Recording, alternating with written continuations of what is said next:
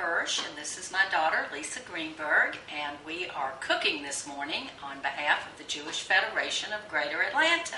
I've probably been watching my mother do it from the farm back in Pulaski, Tennessee for years, and she had an old hand grinder that cranked it all out, but we have a nice little Cuisinart that's going to do the job for us and make it easy. So we're going to get started now. Welcome to our kitchen.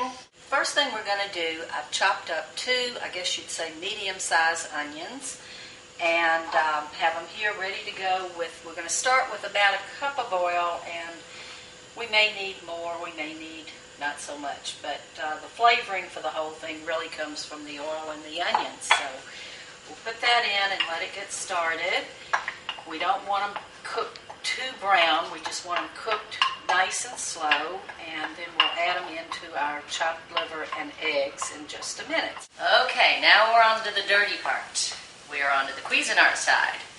But I have been watching my mother and grandmother do this for years. My grandmother, who's now 101 years old and still with us, thank God, used to make chopped liver for every holiday.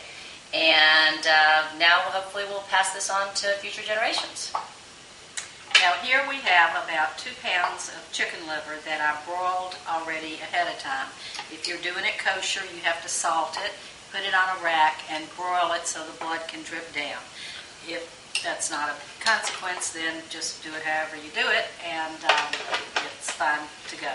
Now the trick here is we will pulse the livers, but we don't want to make mush out of it. You got to be real careful that it's ground but not pate here today. And so, she gives me the job. Right. And always look at it and make sure of your consistency. And if you are in doubt, you might want to take the lid off and check it because you don't want big clumps in there. But I think we've done well. It's ground and it's not all pasty. Take that out and put it in the bowl. And we'll do another batch. This way I feel like you can control the consistency. If you put the whole big thing in there, then what happens on the bottom would be different than what happens on the top. So, looking good. Mm-hmm. No lumps and clumps. Pretty consistent. When did you start making chopped liver, Mom? Oh, I guess after I got married. I don't think I did it in college. I did cook because we would have starved to death in our apartment, but I think I didn't get serious with traditional foods until holidays and Shabbat and things like that. So, for most of our holidays, I think I remember we would always be together with both sets of grandparents, mostly in Tampa, right? Where Oma and Opa lived? Right. My parents would come from Tennessee, and then we'd all drive down in the family station wagon. Good. Okay. And I do remember Passover when we would drive down. Our job for 7.5 hours would be to practice the 4 questions over and over and over. Dad was not going to let us mess up the 4 questions. Well, at least you knew it when you got there. Glad it wasn't a shorter trip, because sometimes we needed it all. And remember, we did pulsing rather than turning it on and not being able to control it quite so well. What is our next step?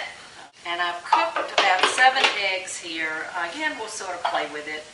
For 2 pounds of liver, I think we definitely need 4 eggs. Maybe we'll just add the whites for the rest, and we'll sort of see how. So if you have high cholesterol, this might not be your dish of choice. Well, you can do it with all whites, I think, don't you guess? Yes, but the liver itself, I guess. Yeah, well. 5 for good measure. What consistency do we want these to be? You want it to be crumbly, just the same. Not egg salad. Even as you can get it without having big chunks of egg. And I think we're looking good. Take the top off and let's take a look. Okay, I think that looks fine. And that was, we just kind of did, I think, about 5 eggs that time. Yeah, I think that's going to be enough because you don't want it half and half, but kind of close. Now we'll mix that all together to combine it.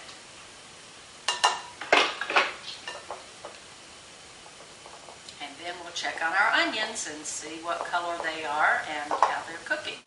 All right, our onions have been cooking for a little bit now, and as you can see, they're just beginning to get some little light brown color on them, and that's what you want, a little bit A few more minutes after this and we'll be ready. We don't want them all totally browned or black, but just nice and golden brown. All right, now that we have our onions and oil all cooked up, I'm just going to add it in, again, a little bit at a time just to see what our consistency is. I think we'll need definitely all the onions because the onions are the key here. That's what gives it the flavor. But the oil you kind of need to control because you don't want this soggy, goopy mess.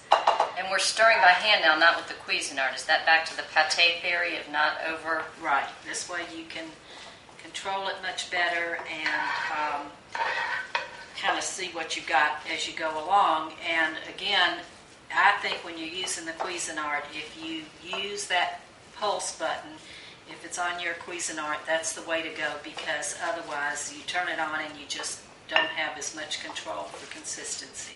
And you see we want it to be moist, but not drowning in oil because the liver and the egg will absorb some of the oil and you want it to stay moist, but you can hear it as well. It gets a little sticky sound, kind of. You hear that sticky.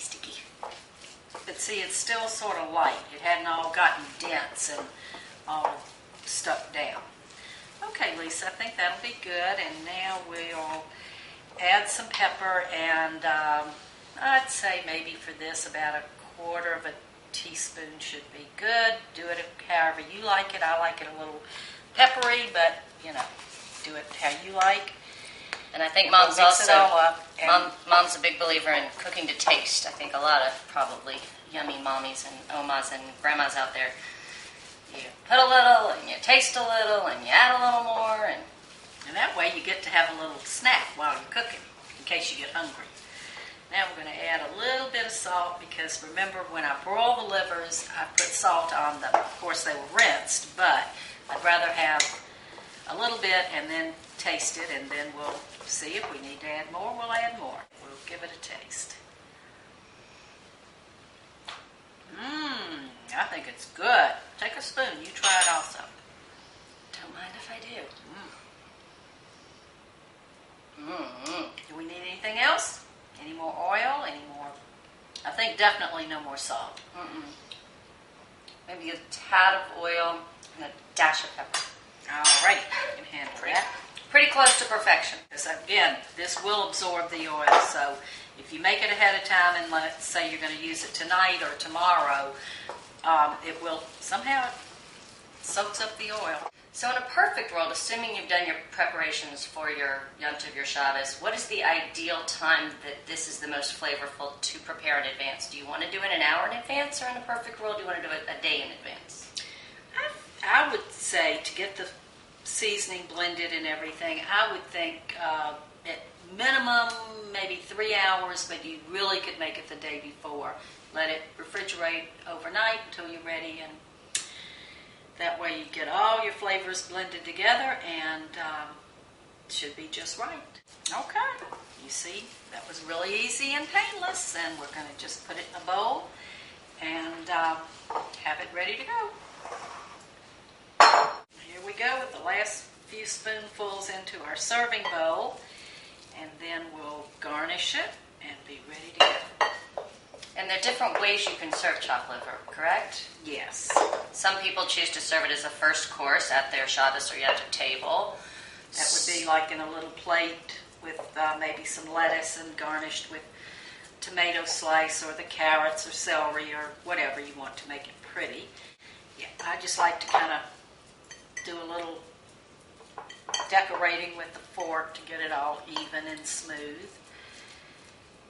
And then your other option is just to serve it in a bowl as almost as a dip with whatever accoutrement, whatever yummies you like. Or you could always slice up the challah and put it next to it. All right, so now you have it all smoothed and pretty in the bowl, garnished with parsley, and you've got your carrots and celery, crackers, whatever, however you'd like to serve it. And I think that's it. And enjoy. Bon appetit. L'chaim, y'all.